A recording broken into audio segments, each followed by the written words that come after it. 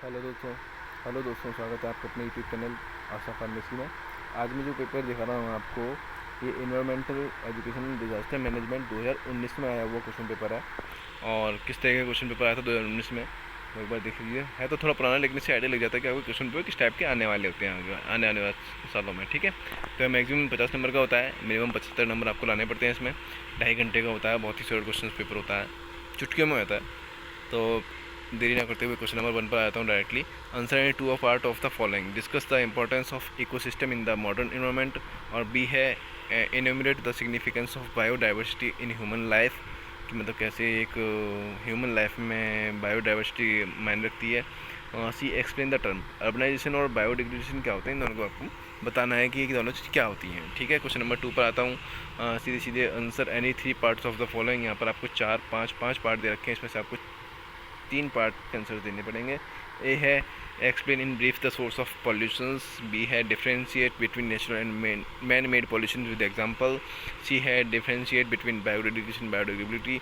और डी है the use of biopesticides and biofungicides to uproot the problem of microbes from plants.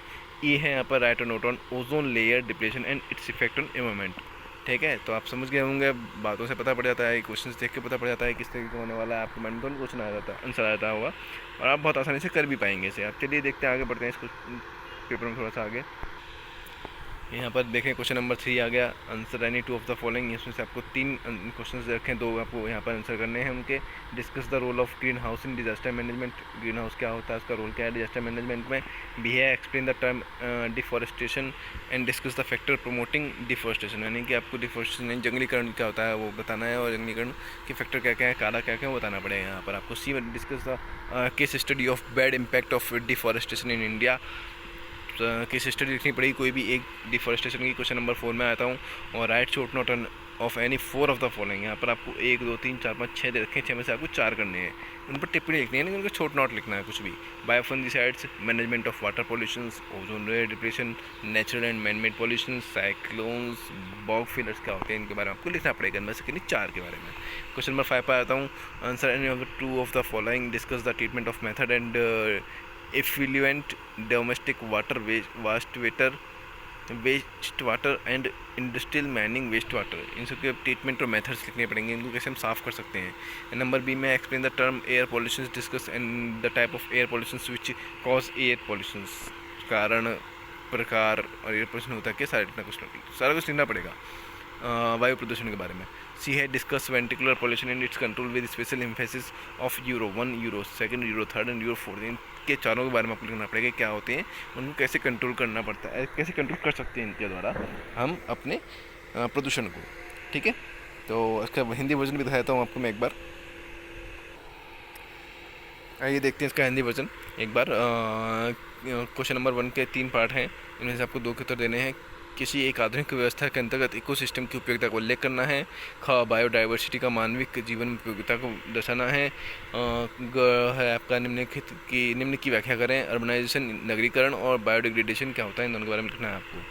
Question number 2 पर आते हैं। 3 का उत्तर देना है। 4 5 में से आपको संक्षेप में प्रदूषण के स्रोतों को बताएं।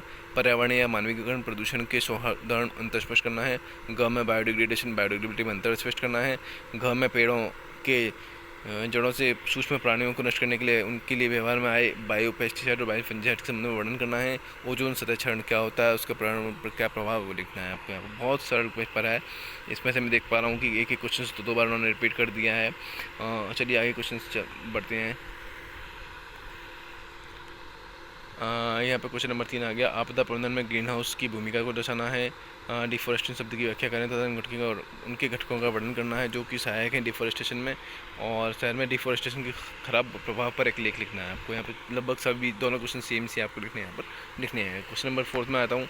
यहाँ पर 1 2 3 4 5 6 दे दिए हैं आपको, ऑप्शन इसमें से 4 पर टिप्पणी करनी है। बायोफंगिसाइड्स, जल प्रदूषण का प्रबंधन, ओजोन सतह का क्षरण, श्रृंखलन डिप्लेशन मतलब क्षरण, बात ही एक ही, दोनों की बातें एक ही है। पर्यावरण तथा मानविक प्रदूषण, साइक्लोन्स और बॉग फिलर्स क्या होते हैं। ठीक है, क्वेश्चन नंबर 5 में आता हूँ। तो infant domestic water and waste water and industrial mining waste water की शुद्धिकरण की विधि का वर्णन करना है। तीनों तरह के जो वेस्ट वाटर है, जो प्रदूषण हो रहा है उनमें, उनको साफ़ कैसे करना है। ख है वायु प्रदूषण शब्द की व्याख्या और विभिन्न प्रकार के वायु प्रदूषण की व्याख्या करें जो वायु प्रदूषण में भाग लेते हैं। ग है वेंटिकुलर पॉल्यूशन से तात्पर्य इनके नियंत्रण की विधियों का वर्णन, विधियों को दर्शाना है तथा इस अभिक्रिया में यूरो 1, यूरो 2, यूरो 3, यूरो 4 की भूमिका की व्याख्या करनी है आपको। ठीक है, ये इसका हिंदी वर्जन था, आप स्क्रीनशॉट ले सकते हैं। बहुत बहुत धन्यवाद आपका हमारे चैनल पर आने पर, चैनल पर आए, वीडियो देखा। और अगर आपको और भी क्वेश्चन पेपर अगर चाहिए, आपको आगे की मैं फार्मेसी रिलेटेड सारी बातें बताता रहूँ, तो हमारे चैनल को सब्सक्राइब कीजिए। मैं स्टेप बाय स्टेप बढ़ूँगा आगे, मैं रजिस्ट्रेशन बताऊँगा कि रजिस्ट्रेशन कैसे किया जाता है आपको एज अ फार्मासिस्ट PCA में जाकर। ठीक है, तो सारी जानकारी मैं आपको दूंगा। तब तक के लिए नमस्कार, और हमारे चैनल बने रखने के लिए चैनल को सब्सक्राइब कर दीजिए ताकि आपको नोटिफिकेशन भी आ जाए, और बेल आइकन पर प्रेस भी कर देना ताकि आपको नोटिफिकेशन आए, ताकि आप जल्दी से जल्दी हमारी यूट्यूब वीडियो देख सकें और जल्दी से जल्दी अपनी तैयारी शुरू कर सकें पेपर की। Best of luck, thank you.